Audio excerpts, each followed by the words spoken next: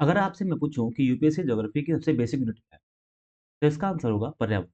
अब सवाल बनता है क्यों भाई पर्यावरण क्यों? क्योंकि चाहे हम क्लाइमेट चेंज की बात करें, चाहे हम बायोडायवर्सिटी की बात करें, चाहे हम सस्टेनेबल डेवलपमेंट की बात करें या हम ह्यूमन ज्योग्राफी की बात करें, इन सबको पढ़ने के लिए हम देखते हैं कि हम पर्यावरण को पढ़ते हैं। क्यों? क्योंकि ये हमारे आस-पास में मौजूद है।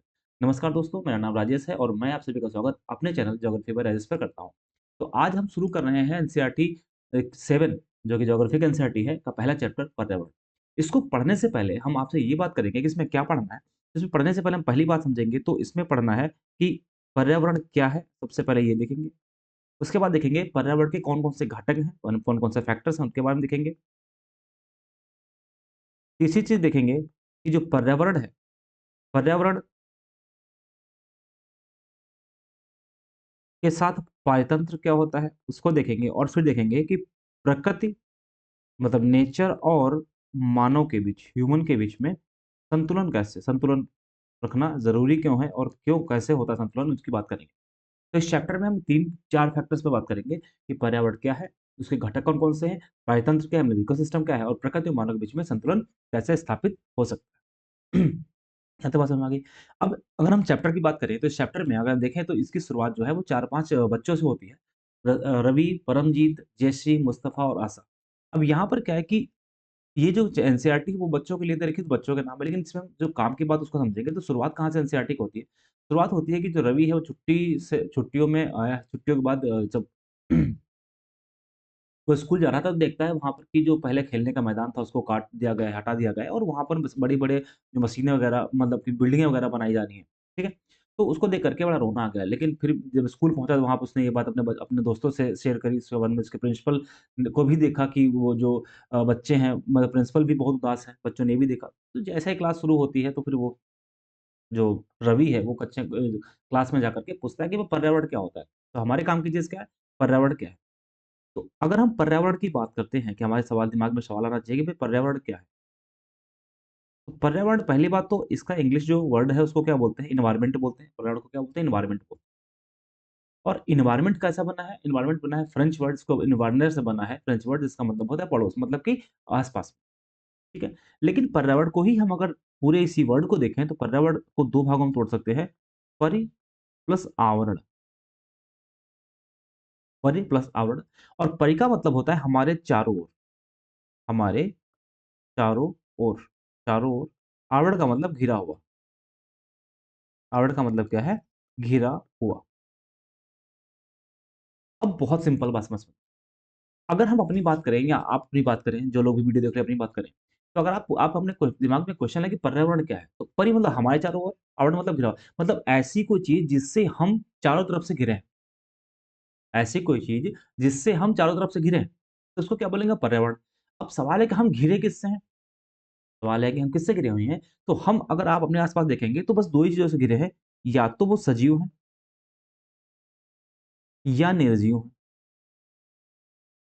जैसे एग्ज़ाम्पल की बात करें, अगर मैं अपनी बात करूँ तो हमारे पास में बोतल है यहाँ पर देखेंगे पानी की बोतल रखी हुई है ऐसे, यहाँ पे बुक्स रखी हुई हैं। इसके साथ-साथ में आप देखेंगे तो लैपटॉप भी है, सारी चीज़ें हैं। या फैमिली मेंबर्स भी हैं। मतलब कि हमारे आस-पास में 2 ही चीज़ें होती हैं, या तो सजीव हैं या तो निर्जीव हैं। वो अलग की बात है कि वो सजीव-निर्जीव कैसी हैं? वो सजीव-निर्जीव कैसी हैं? प्राकृतिक भी हो सकती हैं और प्राकृतिक नहीं भी हो सकती। मतलब कि जैसे एग्ज़ाम्पल की बात करें कि भाई हमारे पास में बोतल है, पानी की बोतल, तो ये कैसी है? मानव निर्मित है, मतलब ह्यूमन ने बनाया, मानव ने बनाया है। लेकिन कैसी है? निर्जीव है। लेकिन हम यहीं पर बात करें कि यहीं पर हमारे आस-पास में पेड़ है या कोई कीड़ा है या कोई कीड़ा है तो कैसा है? सजीव। कीड़ा कैसा है? पेड़ कैसा है? प्राकृतिक है, सजीव है और बोतल कैसी है? मानव निर्मित है और कैसी है? निर्जीव। तो ये हम कह सकते हैं कि भाई पर्यावरण का मतलब है जो कुछ भी हमारे आस-पास में जो कुछ भी हमें दिखाई दे रहा है, जो नहीं दिखाई दे रहा है, जो सजीव है, जो निर्जीव है, जो प्राकृतिक है, जो मानव निर्मित है, सब कुछ वो सब क्या है? वो सब पर्यावरण है। आप इसको अपने आस-पास देखेंगे तो तुरंत समझ में आ जाएगा, जहाँ पर भी बैठे हैं वहाँ पर देखिए, जैसे मैंने एग्ज़ाम्पल दिया कि वो सजीव भी हो सकता है, निर्जीव भी हो सकता है। फिर मैंने आपको बताया, वो दृश्य भी हो सकता है, अदृश्य भी हो सकता है। मतलब कि बोतल तो दिखाई दे रही है, लेकिन हमारे आस-पास में वायु भी तो है, एयर भी तो है ना हमारे पास में। तो हमारे आस-पास में जब एयर है, लेकिन दिखती तो नहीं है। जब दिखती नहीं है तो इसका मतलब थोड़ा ना कि नहीं है। उसको हम साँस लेते हैं तो वो हमारे अंदर जाती है या वो हम पर दबाव डालती है, इसको वायुमंडलीय दाब बोलते हैं। तो कहने का मतलब इतना सा है, जो कुछ भी हमारे आस-पास में है, चाहे वो प्राकृतिक हो, चाहे वो मानव निर्मित हो, चाहे वो सजीव हो, चाहे निर्जीव हो, चाहे दृश्य हो, चाहे अदृश्य हो, हमारे आस-पास में है, तो हम उसको क्या बोलेंगे? उसको बोलेंगे पर्यावरण। बात समझ में आ रही है? तो रवि का जो क्वेश्चन है, उसी को हमने यहाँ पे एक्सप्लेन किया कि वो जो कुछ भी हमारे पास उसके टीचर ने भी यही बात बताई, जो कुछ भी आप अपने आस-पास देखते हैं, अब यहाँ पर जो कुछ भी का मतलब है सब कुछ। वो सब क्या हो जाएगा? पर्यावरण। तो ऑब्वियस सी बात है जब हमारे आस-पास मैंने तुमको आपको बता ही दिया कि क्या चीज़ है। तो टीचर ने बोला वही बात जो मैंने आपको बताई कि हमारे आस-पास में 2 प्रकार की चीज़ है। या तो मानव निर्मित है, या तो प्रकृति ने बनाई है। प्रकृति ने क्या बनाया है? जो प्रकृति ने बनाया उसको क्या बोलेंगे? उसको बोलेंगे प्राकृतिक। जो मानव ने बनाया उसको क्या बोलेंगे? मानव निर्मित। तो प्रकृति ने क्या बनाया? पर्वत बनाया, नदियाँ बनाई, पेड़ बनाए, प्राणी बनाए, पहाड़ बनाए अ, इसके साथ में अगर देखेंगे तो समुद्र, महाद्वीप सब कुछ प्रकृति ने बनाया। ठीक है? और ह्यूमन ने क्या बनाया? सड़क बनाई है, कार बना है, किताब है, कपड़े हैं, सब कुछ जो हमने बना रखा है, जो आपने बना सकते हैं, लैपटॉप, कैमरा, मोबाइल, ये सब कुछ किसमें आ जाएगा? ये सब आ जाएगा मानव निर्मित। तो मैंने अभी बताया कि पर्यावरण क्या है? पर्यावरण ऐसी चीज़ जो हमारे आस-पास में है, वो किसी भी तरीके की हो सकती है, प्राकृतिक हो सकती है, मानव निर्मित हो सकती है, दिखने में दृश्य हो सकती है, अदृश्य हो सकती है, सजीव, निर्जीव हो सकती है, सब कुछ हमारे आस-पास में पर्यावरण बात समझ में आ गई थी? ठीक है? अब बात करते हैं कि पर्यावरण ही हमारे जीवन का मूल आधार है। सवाल ये है कि अगर हम बात करते हैं भाई हमारा लाइफ़ किस पे डिपेंड करता है? आपका लाइफ़ किस पे डिपेंड करता है? तो हम साँस लेते हैं, तो साँस मतलब कि यहाँ पर हम जो गैस उसकी बात कर सकते हैं, मतलब बेसिकली ऑक्सीजन की बात कर सकते हैं, पर्यावरण में ही है। हम पानी पीते हैं, हम खाना खाते हैं, हम रहते हैं ज़मीन पर। अगर ये सब कुछ नहीं होता, तो लाइफ़ भी नहीं होती। इसका मतलब है कि पर्यावरण के बिना हमारा जीवन संभव नहीं है। जो हमारी लाइफ़ की बेसिक चीज़ें हैं, जो हमें चाहिए ही चाहिए, साँस हमें लेना ही पड़ेगा, पानी हमको पीना ही पड़ेगा, खाना खाना ही पड़ेगा और रहने के लिए ज़मीन चाहिए ही चाहिए और उसी ज़मीन पर हम कृषि का भी काम करते हैं। अगर वो नहीं रहेगा, तो हमारा लाइफ़ भी नहीं रहेगा। तो पर्यावरण हमारे जीवन का क्या है? पर्यावरण हमारे जीवन का मूल आधार है। पर्यावरण क्या है? हमारे जीवन का मूल आधार है। इससे हम क्या करते हैं? इससे हम साँस लेते हैं, पानी पीते हैं, खाना खाते हैं, रहते हैं। सारी चीज़ें कहाँ पर हैं? वो सब हमारे पर्यावरण का ही पार्ट है। बात समझ में आ गई इतनी? अब सवाल है कि जो पर्यावरण बदल क्यों रहा है? तो बहुत सिंपल बात, जो कुछ भी हमें नेचर में मिला था, जो कुछ भी हमको नेचर में मिला था, उसमें हमने इंटरफेयर करना शुरू कर दिया। फॉर एग्ज़ाम्पल कि जब आप एनवायरनमेंट पढ़ेंगे, जो शुरुआत का देखेंगे, शुरुआत में जब जो ह्यूमन था, उसके पास ना तो कोई इंडस्ट्री थी, ना ही कोई बहुत ज़रूरतें थी उसकी, ना ही कोई इसको बहुत ज़्यादा लग्ज़रियस लाइफ़ जीना था। तो अब इसमें सवाल ये बनता है कि भाई क्यों बदल गया पर्यावरण? तो बदलने के पीछे बड़ा सिंपल सा है कि हमारी ज़रूरतें बढ़ गई हैं, तो ज़रूरत के हिसाब से हमने प्राकृतिक प्राकृतिक जो संसाधन को यूज़ तो किया, लेकिन हमने क्या करना शुरू कर दिया, उनको एक्सप्लॉइट करना शुरू कर दिया। जैसे एग्ज़ाम्पल में, कार हमने चलाना शुरू किया, उससे धुआँ निकलता है। धुआँ निकलता है तो कार्बन डाइऑक्साइड, कार्बन मोनोऑक्साइड या बहुत सारी गैसें निकलती हैं, जो कि एनवायरनमेंट में जाती हैं, मतलब कि हमारे पर्यावरण में जाती हैं और हमारे पर्यावरण को क्या करती हैं, गंदा। जैसे एग्ज़ाम्पल की बात करें, तो दिल्ली का हाल आप देख लीजिए, दिल्ली में कितना पॉल्यूशन है। तो उसके पीछे एक रीज़न क्या है कि वहाँ पर जो कार चलती है वो, दूसरा क्या है, जब हम हमारा सिस्टम बढ़ा, हम पॉपुलेशन बढ़ी तो डिमांड बढ़ी, इंडस्ट्रियलाइज़ेशन बढ़ा मतलब कि इंडस्ट्री बढ़ने का मतलब क्या है कि बहुत सारी चीज़ों का प्रोडक्शन होना, तो इंडस्ट्री चलेगी, तो उससे धुआँ निकलेगा, तो हमारा एनवायरनमेंट गंदा होगा। चाहे हम देखें कि जो हमारे यहाँ जो कारखाने होते हैं, बर्तन का निर्माण होता है, उन सबसे क्या होता है प्रदूषण ही होता है। तो जब हमारी ज़रूरत बढ़ी, तो हमने प्रोडक्शन शुरू किया। हमने प्रोडक्शन जैसे एग्ज़ाम्पल में कि जो बिजली है, बिजली को हम या हम कह सकते हैं जो लाइट है, लाइट को जब हम यूज़ करना शुरू करते हैं, तो हम यूज़ करते हैं तो कहाँ से बनती है? वो कोयले से बनती है। तो कोयला जब जलता है तो उससे क्या होता है? कार्बन डाइऑक्साइड, कार्बन मोनोऑक्साइड ऐसी गैसें निकलती हैं। गर्मी बढ़ती है तो हम एसी लगाते हैं, एसी निकलता है तो क्या निकलता है? सीएफसी गैस निकलती है। तो कहने का मतलब इतना सा है कि प्राकृतिक पर्यावरण में परिवर्तन कैसे आया? तो ह्यूमन जो मतलब मानव है, मानव की जो ज़रूरत है, ज़रूरत के हिसाब से चीज़ें बदल गई। जब ज़रूरत के हिसाब चीज़ें बदल गई, तो क्या हुआ, फिर हमने उसको आगे बढ़ाना शुरू किया और फिर पर्यावरण का नुकसान होना शुरू हुआ। तो यहाँ पर है कि हमारा पर्यावरण क्यों बदला? तो बहुत सिंपल सी बात है, ऐसी हमारी ज़रूरतों के कारण मतलब कि दिन पर दिन हमारी ज़रूरत बढ़ती जा रही है, जब ज़रूरत बढ़ती जाएगी तो प्राकृतिक चीज़ों को क्या करते जाएँगे, काटते जाएँगे, खत्म करते जाएँगे और हमारा पर्यावरण क्या होता जाएगा, खराब होता जाएगा। तो हमने अब तक एक बात कर ली बड़े सिंपल से कि भाई पर्यावरण क्या है, उसकी बात कर ली। दूसरी बात मैंने आपको बताई कि पर्यावरण हमारा क्यों बदल रहा है, करेक्ट? अब सवाल ये बनता है जो दूसरी बात मतलब जो हेडिंग में मैंने बताया था, दूसरा हमें क्या पढ़ना था कि पर्यावरण के कौन-कौन से घटक हैं। अब बहुत सिंपल सी बात, घटक का मतलब आप ये देखिए, मैंने आपको पहले बताया, जो कुछ हमारे आस-पास में है, वही हमारे घटक हैं। फॉर एग्ज़ाम्पल कि हमारे आस-पास में पेड़ है तो प्राकृतिक है, हमारे आस-पास में जो हमारे कह सकते हैं कि जो हमने बना रखा है, जैसे हमारे पास में जो जिस घर में मैं पढ़ा रहा हूँ, वो घर है, तो वो कैसा है? मानव निर्मित है। तो हमारे आस-पास में जो कुछ भी है, वो सब क्या है? वो सब उसका घटक है। तो आप समझिए 3 प्रकार के घटक होते हैं। पहला पहला कौन-सा घटक है? पहला घटक है प्राकृतिक, जो नेचर ने बनाया। नेचर ने क्या बनाया? जल बनाया, वायु बनाई, स्थल बनाया, सजीव मंडल बनाया, मतलब कि बायोस्फीयर बनाया। जल है तो जलमंडल, वायु है तो वायुमंडल, स्थल है तो स्थलमंडल और जहाँ तीनों मिलते हैं उसको क्या बोलते हैं? इसको बोलते हैं बायोस्फीयर। इसके बारे में हमने क्लास 6 वाले एनसीईआरटी में पढ़ाया है, आप वहाँ पर देख लीजिए। ठीक? तो एक तो प्रकृति हो गई, प्राकृतिक चीज़ें हो गई। ह्यूमन बीच में आ गया। अब ह्यूमन जब बीच में आया तो ह्यूमन ने क्या किया? उन प्राकृतिक चीज़ों को अपने हिसाब से बनाने लगा। फॉर एग्ज़ाम्पल कि पेड़ है वो प्राकृतिक है। उस पेड़ को काटकर उसने पेपर बना लिया और पेड़ से को काट कर के उसने फर्नीचर बना लिया। तो मानव ने जिन चीज़ों को बनाया उसको क्या बोलते हैं? मानव निर्मित बोलते हैं। मतलब कि ह्यूमन ने जो बनाया। अब ह्यूमन ने जो कुछ भी बनाया है, इमारतें बनाई, पुल, सड़क, उद्योग, स्मारक सब ह्यूमन निर्मित है। लेकिन इसके साथ-साथ में ह्यूमन ने और भी चीज़ें बनाई। जैसे एक व्यक्ति, एक ह्यूमन, उसका परिवार परिवार कहाँ से आया? ह्यूमन ने बनाया। वह जिस समुदाय में रहता है, किसने बनाया? ह्यूमन ने बनाया। जो मानव है, वो शैक्षणिक, आर्थिक, राजनीतिक जो भी स्थिति है, वो किसने बनाई? इंसान ने बनाई। जो मानव है, वो किसी न किसी धर्म को बनाया है। तो कहने का मतलब इतना सा है कि मानव ने धर्म बनाया, मानव ने शैक्षिक, आर्थिक, राजनीतिक स्थितियाँ बनाई, मानव ने समुदाय बनाया, मानव ने परिवार बनाया और मानव ने ही मानव निर्मित वस्तुएँ बनाई। और प्राकृतिक चीज़ें हमको नेचर से मिली। अब एक सवाल यूपीएससी पूछा ये स्टैटिस्टिक्स पीसीएस में पूछा है कि पर्यावरण के कौन-कौन से घटक पर्यावरण के कौन-कौन से घटक हैं? तो प्राकृतिक हैं, मानव निर्मित हैं और सांस्कृतिक घटक। सांस्कृतिक घटक में क्या आ जाएगा? धर्म आ जाएगा और शैक्षणिक घटक में शिक्षा आ जाएगी, आर्थिक घटक में आर्थिक गतिविधियाँ आ जाएँगी, राजनैतिक घटक में राजनीतिक स्थिति आ जाएगी। इतनी सी आप समझिए कोई भी इंसान है, चाहे हम हैं आप, कोई भी है, हम कहीं पर तो रहते हैं, हम परिवार में रहते हैं, तो परिवार में रहेंगे तो हमारे आस-पास में लोग होंगे। हमने अपना परिवार बनाया। हम जिस जहाँ पर भी हैं, कोई न कोई धर्म होगा, हमने बनाया। हम कोई न कोई पढ़ाई की गई है, किसी ने जैसे स्कूल में पढ़ाई की गई है, वो किसने बनाया? शैक्षिक। हमने कोई एक्टिविटी करी, हमने कुछ खरीद-बिक्री करी, हमने ये सारी चीज़ें करी तो क्या हुआ? वो आर्थिक गतिविधि हो गई। मतलब ह्यूमन ने जो बनाया है, वो उसके आस-पास में ही है, वही उसका पर्यावरण। तो हमारे ख्याल से आप ये बात समझ गए होंगे कि पर्यावरण क्या होता है, उसके ह्यूमन के आस-पास में सब कुछ, जो कुछ भी है, सब उसका पर्यावरण का ही भाग है। जहाँ तक बात समझ में आ गई, तो हमने दूसरी बात बता दी पर्यावरण के घटक कौन-कौन से हैं। अब यहाँ पर अगर बात करें कि अगर इन घटकों की बात करें, एक तो ये हो गया, घटक ये हो गए। अब है कि जो बायोटिक और अबायोटिक, सजीव और निर्जीव जिसको बोलते हैं, बायोटिक और अबायोटिक। बायोटिक जो सजीव और निर्जीव की बात करते हैं या अजीव की बात करते हैं, या हम लिख लेते हैं यहाँ पर है निर्जीव।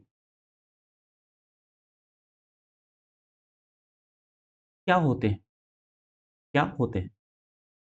अब आप देखिएगा, मैंने आपको प्राकृतिक बातें बताई, प्रकृति में प्राकृतिक वस्तुएँ क्या हैं? वो पर्यावरण का घटक है। लेकिन एक बात समझिएगा, प्रकृति में भी ऐसी चीज़ें हैं जो निर्जीव हैं और सजीव हैं। जैसे एग्ज़ाम्पल अगर हम यहाँ पर बात करते हैं बायोटिक और अबायोटिक,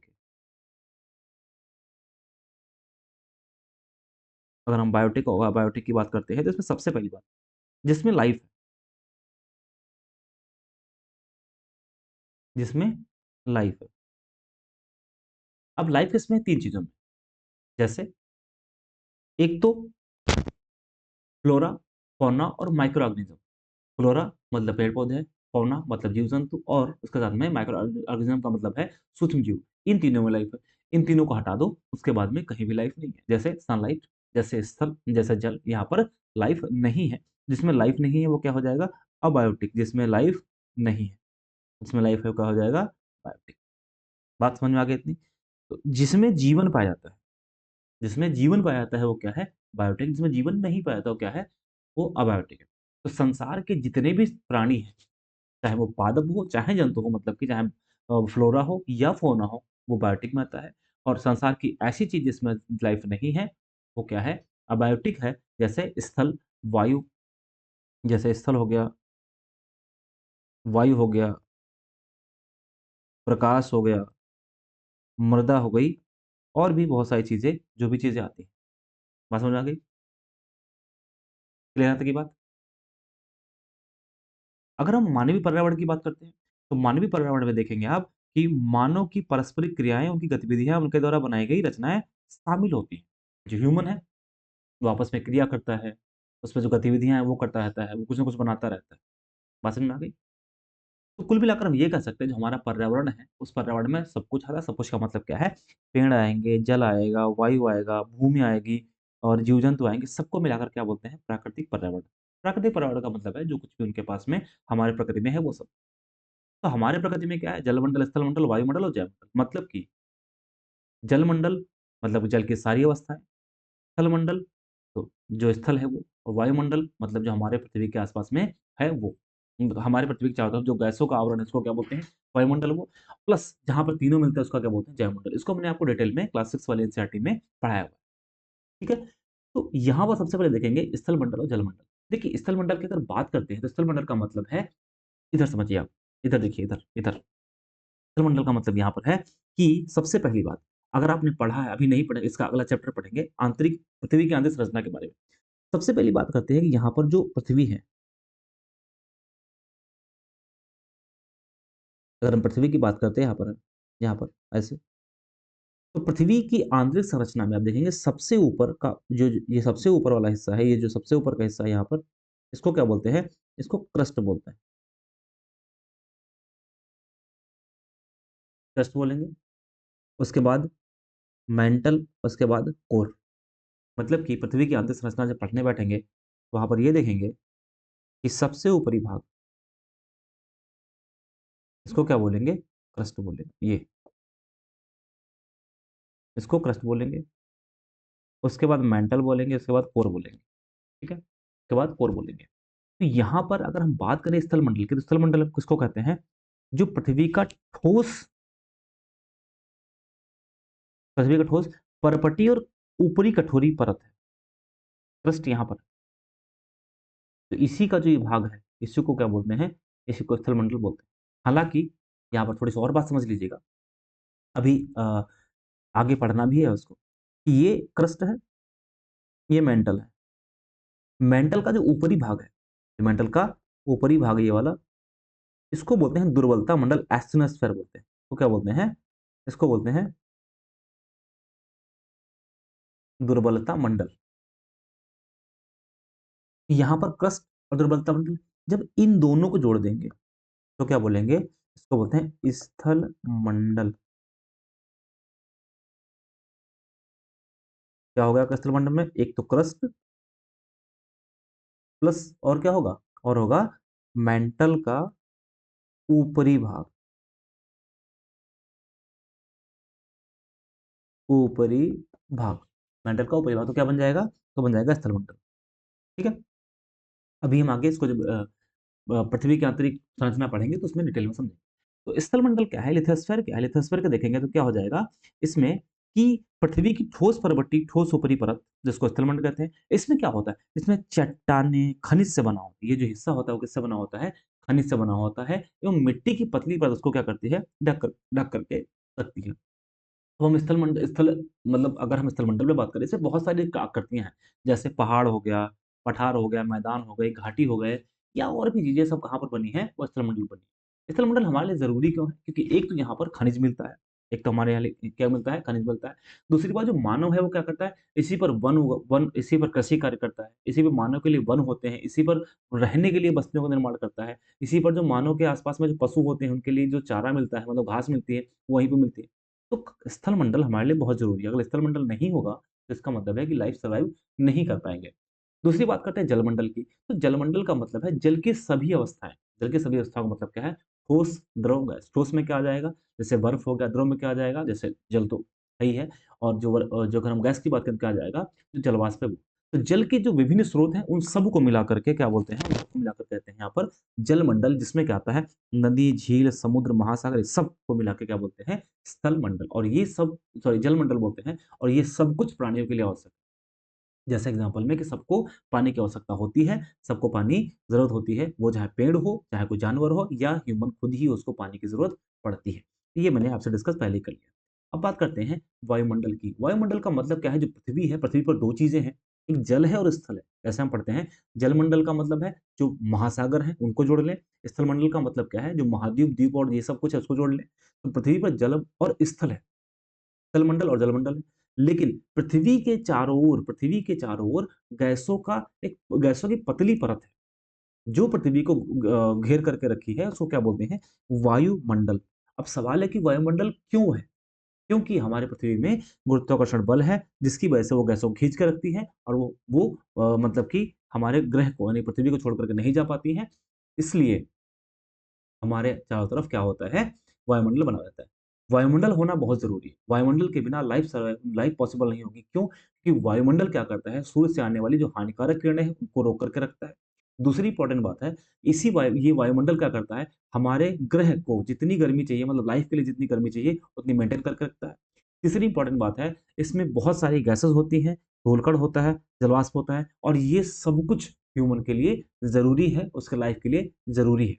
और जब इस वायुमंडल में कोई परिवर्तन होता है जैसे एग्ज़ाम्पल में वायुमंडल में ही परिवर्तन होना जिसको बोलते हैं जलवायु परिवर्तन। इसलिए मैंने पहले बताया था कि ज्योग्राफ़ी पढ़ने के लिए सबसे बेसिक यूनिट क्या हो जाएगी? पर्यावरण हो जाएगी। फिर क्लाइमेट चेंज हम जब पढ़ेंगे तो ये भी तो पढ़ेंगे ना कि किस पे उसका इफ़ेक्ट जा रहा है। तो क्लाइमेट चेंज कब होता है? जब उसमें परिवर्तन हम सब करते हैं। तो उसको क्या बोलते हैं? Climate change. तो वायुमंडल में परिवर्तन होने से मौसम और जलवायु में परिवर्तन होता है। तो 3 बातें हमने पढ़ ली, जलमंडल, स्थलमंडल और वायुमंडल। अब चौथी बात करते हैं। चौथी बात में क्या आ जाएगा? बायोस्फीयर। बायोस्फीयर का मतलब इतना समझ लो जहाँ पर जलमंडल, स्थलमंडल, वायुमंडल मिलता है उसको क्या बोलते हैं? बायोस्फीयर। आप इसको यहाँ पर देख सकते हैं। आप इसको यहाँ पे देख सकते हैं। यहाँ पर ये जलमंडल है, स्थलमंडल है, वायुमंडल है। यहाँ पर क्या हो जाएगा? लाइफ़ पॉसिबल हो पाएगी। मतलब कि जहाँ पर बायोस्फीयर नहीं होगा, वहाँ पर जीवन संभव नहीं होगा। तो बायोस्फीयर क्या है? पृथ्वी का वह संकीर्ण क्षेत्र जहाँ पर जल, स्थल और वायु मिलते हैं, उसको क्या बोलते हैं?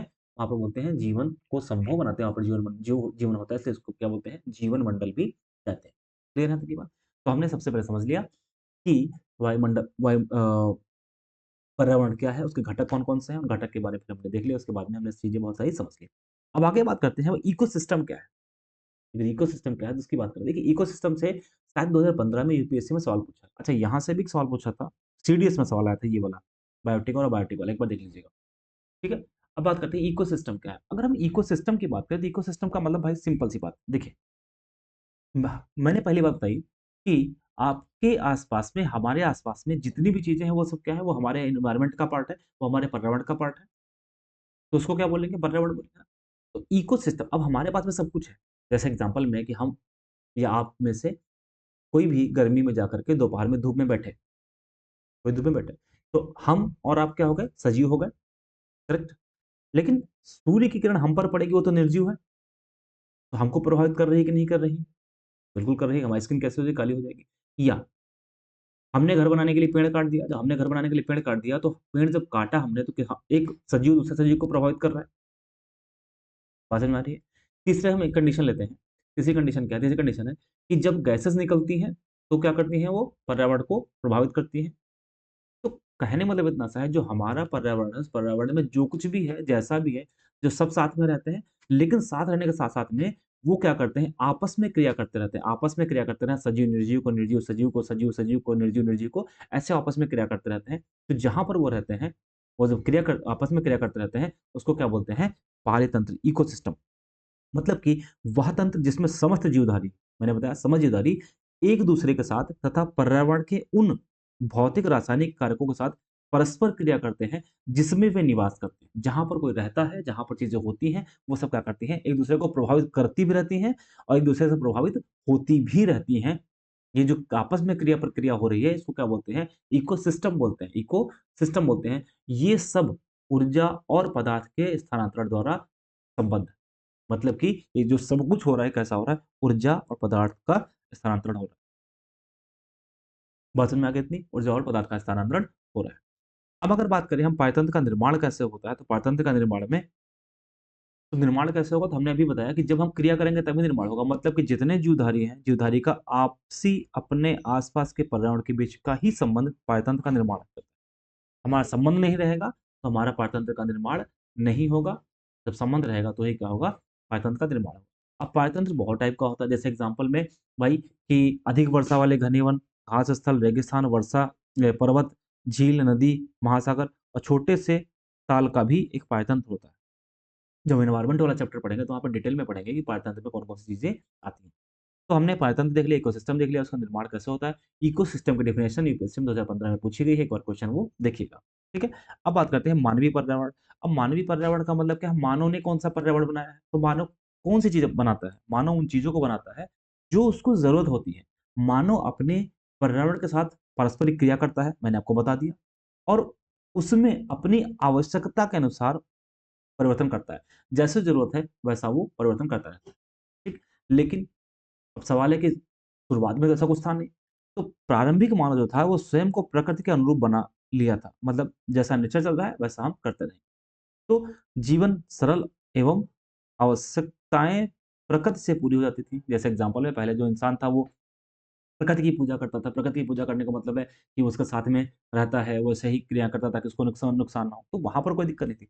लेकिन जैसे-जैसे विकास होने लगा, जैसे-जैसे डेवलपमेंट होने लगा, वैसे-वैसे क्या किया, हमने ज्ञान को अर्जित किया, हमने नई-नई तकनीकें सोची-समझी बनाई। उससे क्या हुआ ना, हमने प्रकृति का दोहन करना शुरू कर दिया।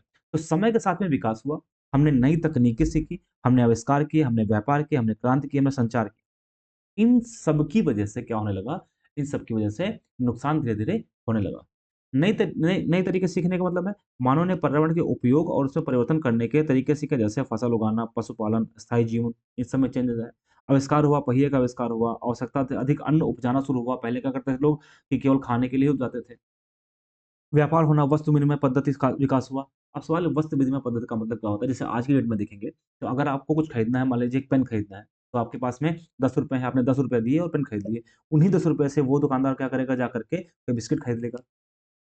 तो आज हमारे पास पैसा है, तो पैसे से हम कुछ भी खरीद सकते हैं, किसी को भी दे सकते हैं। लेकिन एक टाइम था जब पैसा नहीं चलता, जब मनी नहीं चलती थी, मतलब कि करेंसी नहीं चलती, ये कह सकते हैं, मनी नहीं, करेंसी नहीं चलती थी। कोई कॉइन नहीं था, कोई हमारे पास नोट नहीं थी, तो क्या करते थे लोग, आपस में वस्तु के बदले वस्तु को बदल लेते। जैसे एग्ज़ाम्पल में कि हमने किसी को एक पेन दिया, किसी से हमने कॉपी ले ली। यानी कि जिसमें धन का प्रयोग नहीं होता है, केवल वस्तु के बदले अदला-बदली होती है, तो उसको क्या बोलते हैं, वस्तु विनिमय पद्धति। तो चीज़ें बदलना शुरू हुई, क्रांति हुई जिसमें औद्योगिक क्रांति और जब से औद्योगिक क्रांति हुई है, यूरोप में जब से औद्योगिक क्रांति हुई है, उसके बाद से पूरी दुनिया में पर्यावरण का या कह सकते हैं जो इकोसिस्टम है बहुत डिस्टर्ब हुआ है और जो पर्यावरण है बहुत ही खराब हुआ है। संचार क्रांति हमने संचार के लिए संचार सहस्त्रदूत जहाज बना लिया, रेलवे बनाया, सारी चीज़ें बना ली।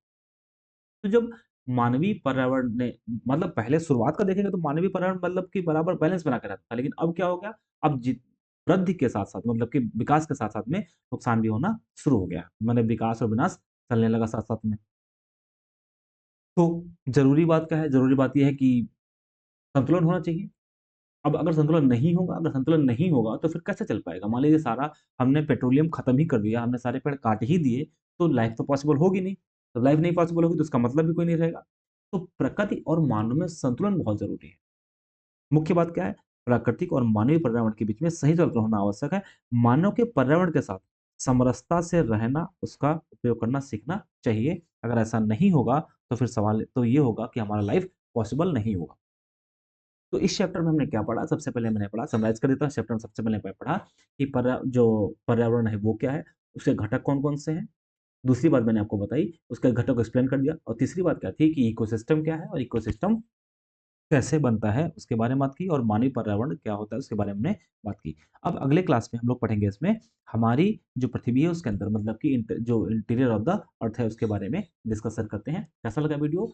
ज़रूर बताइएगा। मिलते हैं अगली क्लास में। बहुत-बहुत धन्यवाद।